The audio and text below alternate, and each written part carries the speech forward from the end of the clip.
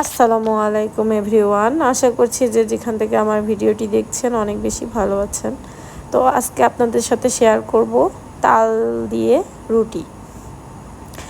তো তালের রুটি বানানোর জন্য প্রথমে আমি নিয়েছি তাল একটু জাল করে নিয়ে তারপরে চিনি দিয়ে দিলাম আর একটুখানি লবণ দিয়ে দিয়েছি। তো চিনির সঙ্গে তালটা ভালো করে মিশিয়ে নিচ্ছি। আর আমি চিনিটা 2 চামচ চিনি দিয়েছি, যেহেতু তালটা অনেক বেশি মিষ্টি ছিল। আর আপনারা যে যেমন মিষ্টি খান সেইভাবেই চিনিটা অ্যাড করবেন। আর তালের উপরেও অনেক সময় ডিপেন্ড করে যে আসলে তালটা মিষ্টি কিনা। তো এখানে তালটা একটু চিনি দিয়ে ফুটায় নেওয়ার পরে একটু যখন তালটা শুকিয়ে আসবে তখন আমি দিয়ে দিচ্ছি চাউলের গুঁড়া। আসলে একদম যেমন আপনারা রুটি বানানোর মতো হচ্ছে আটাটা কেটে নেন চাউলের রুটি বানানোর মতো, ঠিক সেমভাবে হচ্ছে তাল দিয়ে আটাটা কেটে নিতে হবে। তো এখানে আমি অল্প অল্প করে আটা দিয়ে বোঝার চেষ্টা করছিলাম যে মানে ঠিকভাবে করার জন্যে। একদম আটা সরাসরি ঢেলে দিলে কিন্তু ওইভাবে আসলে বোঝা যায় না, যার কারণে একটু অল্প অল্প করে দিয়ে তারপরে বুঝতে হবে। তো এই যে আমার আটাটা সেম এরকম হয়েছে। আটাটা কিন্তু মানে একদম খুব বেশি যে ঝুরঝোড়া এমনও না, মানে মোটামুটি ভালো হয়েছে। তো আমি এখানে রুটিটা বেলবো, এই জন্য আমি সুন্দর করে মানে ঠিকঠাক করে নিচ্ছিলাম আর এখানে একটু আটাটা মেখে নিচ্ছি। তো আটাটা একটু ভালো করে আর কি মেখে নিতে হবে, না হলে রুটিটা খুব বেশি মানে সফট হবে না। তো এখানে আমার মোটামুটি আটাটা মেখে নেওয়া হয়ে গেছে। আমি রুটি বানানোর জন্য একটু গুঁড়া নিয়ে রুটিটা বেলার জন্য চেষ্টা করছিলাম। আসলে তালের রুটি যে খুব বেশি গোল করা লাগবে এমনটা না, মানে একটু হলেই হলো আর কি।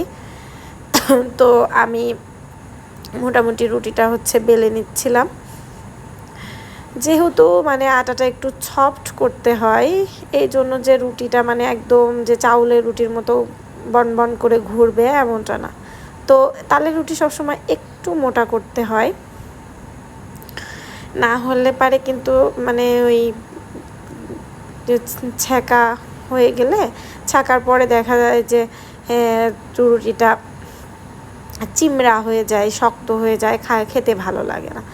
তো আমি এখানে তাড়াহুড়া করে একটু করছিলাম, যেহেতু মানে বাবুদের নিয়ে আসলে আমার জন্য একটু তাড়াহুড়া করেই কাজ সেরে নিতে হয়, যার কারণে আমি একটু তাড়াতাড়ি করছিলাম বলে এদিক ওদিক হয়ে যাচ্ছিল।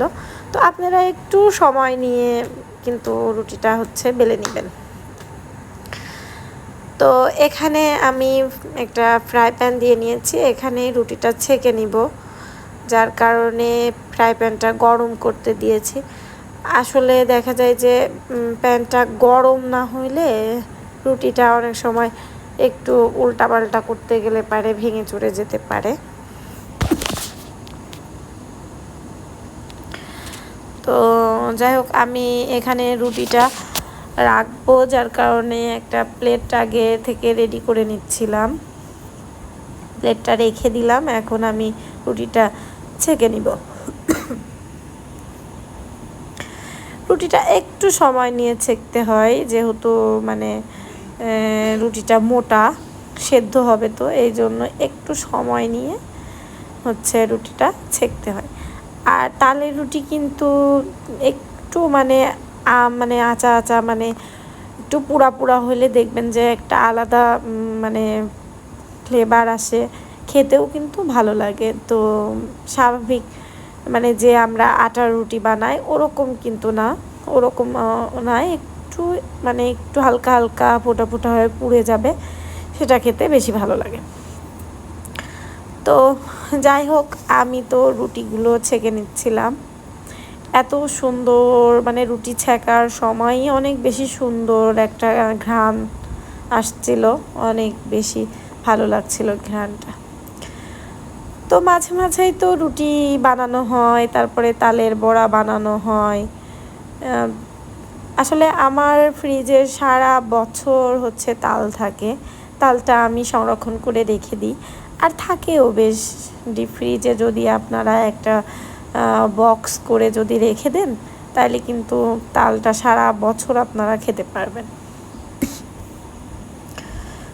তো মোটামুটি রুটি ছাকা হয়ে যাচ্ছে আমার।